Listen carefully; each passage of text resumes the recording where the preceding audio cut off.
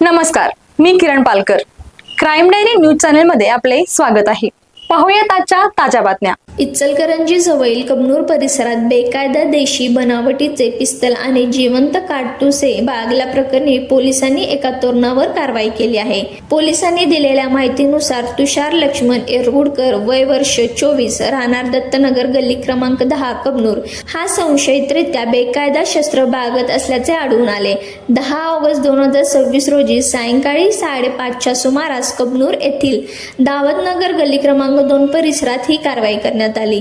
या कारवाईत पोलिसांनी देशी बनावटीचे एक पिस्तल, मॅगझिनसह 28 जिवंत राऊंडर, 3 रिकाम्या पुतळ्या, अंदाजे 250 ग्रॅम गन पावडर तसेच स्टील आणि काडसुट्या सदृश्य स्टीलचे सुट्टे पार्ट जप्त केले.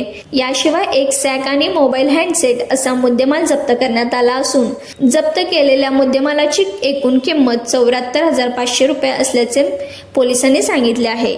या प्रकरणी भारतीय हत्यार कायद्यान्वये गुन्हा दाखल करण्यात आला असून पुढील तपास सहाय्यक पोलीस निरीक्षक मस्कर करीत आहेत.